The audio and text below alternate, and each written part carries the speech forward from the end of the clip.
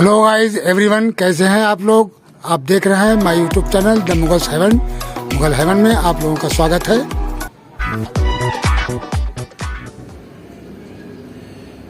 तो साथियों, दिसंबर का महीना शुरू हो गया है और एडेनियम में अभी तक फ्लावरिंग हो रही है और बर्ड्स भी अच्छे खासे बहुत ज़्यादा तादाद में आ रहे हैं अभी एडेनियम में, और कोई किसी किस्म का डोरमेंसी का असर हमारे एडेनियम में नहीं दिख रहा है और अच्छी खासी फ्लावरिंग हो रही है।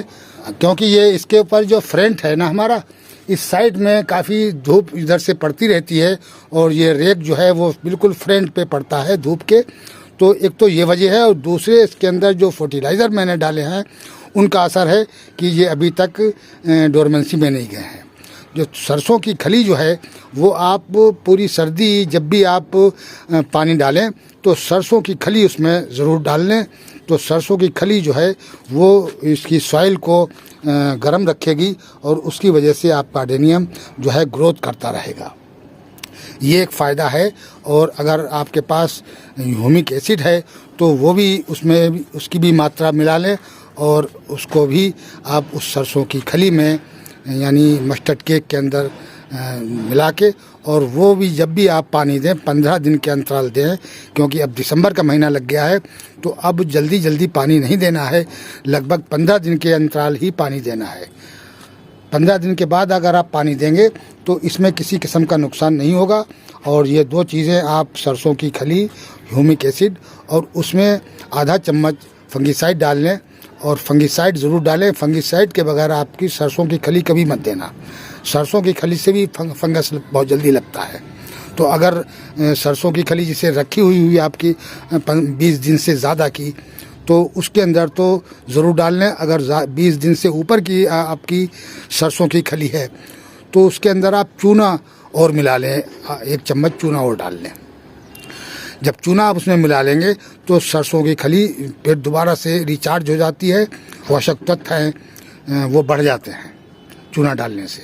चूना डालने से बहुत ज़्यादा उसमें ताकत बढ़ जाती है और उसमें कैल्शियम की मात्रा अधिक हो जाती है। तो उस बेस पे भी आप सरसों की खली जब भी डालें तो चूना मिला लें उसके अंदर। क्योंकि अगर 20 दिन से ऊपर का है, अगर आपका 2-3 जैसे आपने आज सरसों की खली भिगोई और भिगोने के 3 दिन के बाद आप उसको डालना शुरू कर दें और उसको भी छान लें और एक्स्ट्रा पानी ज़रूर मिला लें। अगर आपने सीधी सीधी सरसों की खली डाल दी तो भी आपका पौधा को जलने का ख़तरा है, यानी बहुत गर्म होती है तो वो पौधे के रूट को जला भी सकती है। तो इस वजह से सरसों की खली के अंदर आपने अगर 1 लीटर सरसों की खली का पानी है प्योर, तो उसके अंदर कम से कम 10 लीटर पानी और मिला लें। तो उसको हल्का कर लें बिल्कुल, और उसके अंदर आप फंगिसाइड डाल दें और आधा चम्मच ह्यूमिक एसिड डाल के आप अपने एडेनियम में दे दें। तो आपका एडेनियम सर्दी में भी ग्रोथ करता रहेगा। अगर आपके लीव्स गिर भी गए हैं बाई चांस डोरमेंसी में, तब भी उसको फ़ायदा है। लेकिन ज़्यादा तादाद में गमले में मत भरना ताकि 2-4 दिन सूखे ना आपका गमला। इतना पानी डालें कि वो आपका शाम तक सिर्फ मॉइस्चर रह जाए और एडेनियम को गलने का मौका ही ना मिले। अगर आपका पानी उसमें खड़ा रहेगा 3-4 दिन तक तो फिर एडेनियम के रूट गल सकते हैं। और फंगिसाइड जो है वो उसको सिर्फ रोकेगी और कोई वजह नहीं है कि सरसों की खली फंगस जो है प्लांट के अंदर बहुत जल्दी लगता है। तो दोस्तों, आज मैंने जो प्रून करे थे एडेनियम वो देखिए हमारे अच्छे ग्रोथ कर रहे हैं। ये इनके अंदर फुटाव आ गया है और सारे एडेनियम हमारे वो सब ने फुटाव ले लिया है। और अगर दोस्तों ये फुटाव नहीं भी लेता है, जैसे कि आपका एडेनियम जैसे कि अभी ये हमने प्रून किया है 4-5 रोज़ पहले, इसमें फुटाव नहीं आया। और अगर सर्दी में नहीं भी फुटाव आएगा, जैसे ही आपकी थोड़ी सी हीट चढ़ते हुए टेम्परेचर की आएगी फरवरी की, तो ये फ़ौरन फुटाव ले लेगा और इसमें भी वो उसी तरीके से जल्दी फुटाव के साथ ही वर्ड्स आ जाएंगे और आपके फ्लावरिंग शुरू हो जाएगी। तो ये इसका फ़ायदा होता है कि उस टाइम पे प्रून करने से आपका कम से कम 15-20 दिन शॉर्ट में चला जाएगा पौधा। जब शॉर्ट में चला जाएगा तो उसके बाद बर्ड्स निकलेंगे और फिर लीव्स निकलते हैं। उस पीरियड में लीव्स निकलते रहेंगे और पता नहीं फ्लावरिंग आपकी जाके मार्च में जाके उसके अंदर बर्ड्स आने शुरू होते हैं, फिर वो मई-जून में जाके खिलता है। तो अगर आपका इस टाइम पे प्रून कर रहे हैं और फुटाव नहीं भी ले रहा है एडेनियम, तो कोई घबराने की बात नहीं है। वो फुटाव फरवरी में ले लेगा जैसी उसको धूप लगेगी। अगर आपके यहाँ धूप 8 घंटे की आ रही है तो इस टाइम भी ले सकता है वो फुटाव। और सरसों की खली और अगर ह्यूमिक एसिड डालेंगे तो इस टाइम पे हर हालत में फुटाव ले लेगा, आपका सर्दी में भी फुटाव ले लेगा। तो ये एक उसका फ़ायदा है। अगर आपका एडेनियम को आप घबरा रहे हैं कि जिनको हमने अगर इस टाइम प्रून कर दिया तो हमारे ये फुटाव ना ले एडेनियम, तो ऐसी कोई बात नहीं है, उसका कोई नुकसान नहीं है। क्योंकि डोरमेंसी में तो वैसे ही चला गया है वो एडेनियम। जब डोरमेंसी में चला गया है तो ऐसी कोई प्रॉब्लम नहीं है कि वो फुटाव ना ले।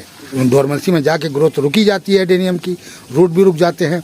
लेकिन आप अगर फर्टिलाइज़र उसमें इस तरीके का देंगे जो घर में आपकी सॉइल को गर्म कर दे, तो आपको ज़्यादा फ़ायदा पहुंचेगा इसका, और आपका एडेनियम इस टाइम भी फुटाव ले लेगा। तो 1-2 एडेनियम मेरे रह गए हैं, वो आज हम उनकी भी प्रूनिंग कर देंगे।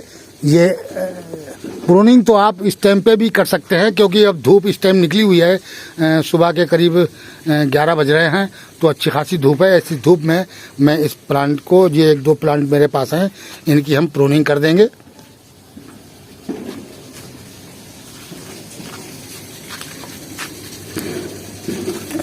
जिनकी फ्लावरिंग ख़त्म हो गई है तो उनको भी हम अब प्रून कर देंगे।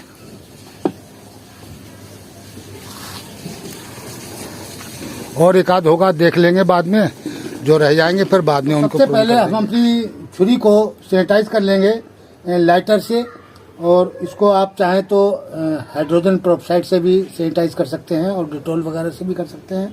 लेकिन मेरे पास इस टाइम नहीं है, तो मैं इसे लाइटर से आजकल कर रहा हूँ। तो लाइटर की आग से इसको जला के, और इसमें जो भी कीटाणु होंगे फंगस के, वो सारे के सारे नष्ट हो जाएंगे और हमारा छुरी जो है वो फ्रेश हो जाएगी। अब ये छुरी को सैनिटाइज करने के बाद में आप इसकी ब्रांचों को काट दें, और इसको ज़्यादा हार्ड प्रूनिंग नहीं करनी है, बस इतनी ब्रांचें आप काट दें कि ताकि इसका फुटाव जो है वो जल्दी होके और जल्दी फ्लावरिंग भी शुरू हो जाए इसमें। अगर हम ज़्यादा हार्ड प्रूनिंग कर देंगे तो उससे फ्लावरिंग कम होती है।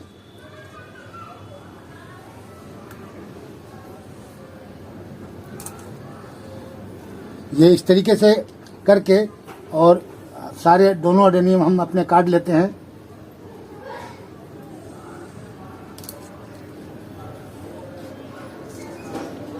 कोई प्लांट जो है वो देखिए डोरमेंसी में नहीं गया है, बेहतरीन किस्म के लीव्स है इसमें, और ये जो है ग्रोथ भी ले रहा है,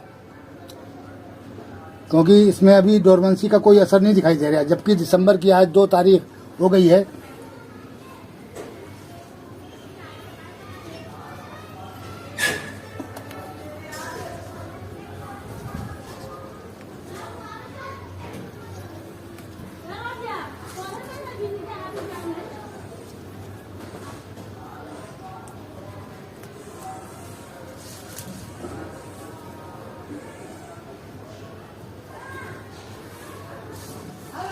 वैसे साथियों, मैंने इसकी रिपोर्टिंग भी करनी है असल में, क्योंकि ये थोड़ा सा टेढ़ा है एडेनियम। इसको मैं ज़रा सा और सीधा करूँगा। वैसे तो ऐसे भी अच्छा लग रहा है, लेकिन इसको थोड़ा सा सीधा कर देंगे तो ये इसमें अगर मोटा होता है तो ये इसमें लग जाएगा। तो ये मुझे कुछ अच्छा नहीं लग रहा है। और फिर इसका पोर्ट भी चेंज करना है। तो ये दोनों, ये देखिए, ये मेरा एडेनियम यहाँ से रूट हो गया था, तो मैंने इसको बाहर नहीं निकाला, यहीं कहीं इसके रूट काट दिए। और ये हमारा, ये देखिए, इस वाले रूट से, देखिए ये रूट जो है, इस रूट से ये ग्रोथ इसने ले ली है, और ये हमारा बिल्कुल सही हो गया। इसका जो कटा हुआ हिस्सा जख्म था इसका बिल्कुल ठीक हो गया है, फ्रेश हो गया है।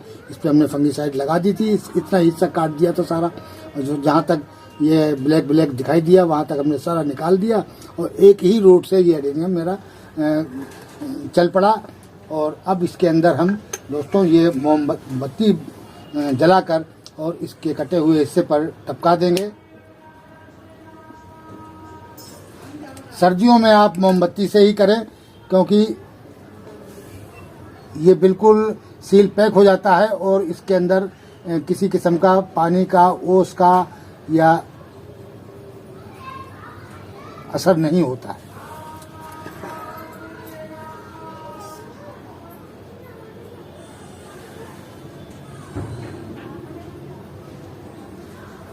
बहुत अच्छा काम करता है ये सर्दियों के लिए। इस तरीके से आप मोम टपका के और अपने एडेनियम को वो कर दें, सील पैक कर दें कटे हुए हिस्से को, तो इसके ऊपर किसी किस्म का अटैक फंगस का नहीं होगा और ना ही इसके ऊपर पानी रुकेगा।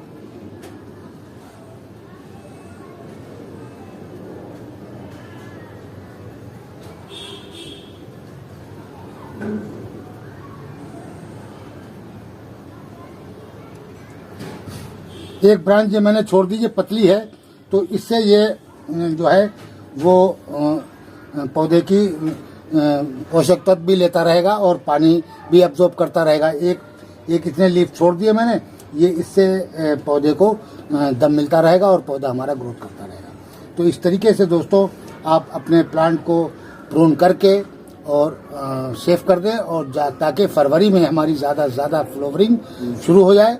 और जो ये फुटाओ तो ये अभी ले लेगा। हम इसके अंदर देखिए वो फर्टिलाइज़र अभी भी डाल देंगे हम। ये दोस्तों ह्यूमिक एसिड का घोल घुला रखा हुआ है हमारे स्प्रे बोतल में।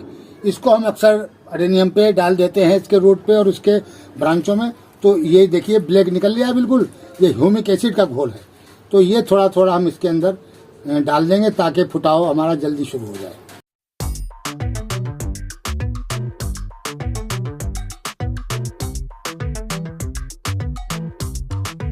बस ये ध्यान रखिए कटे हुए हिस्से पर ना पड़े, ये ज़्यादा बेहतर है।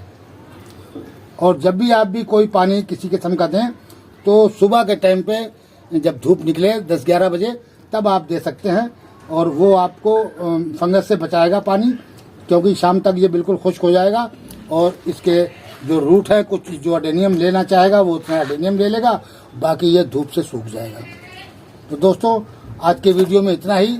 मिलते हैं अगले वीडियो में नए टॉपिक और नए कंटेंट के साथ। अगर हमारा वीडियो अच्छा लगे तो लाइक कीजिए, शेयर कीजिए और सब्सक्राइब कीजिए। शुक्रिया, धन्यवाद।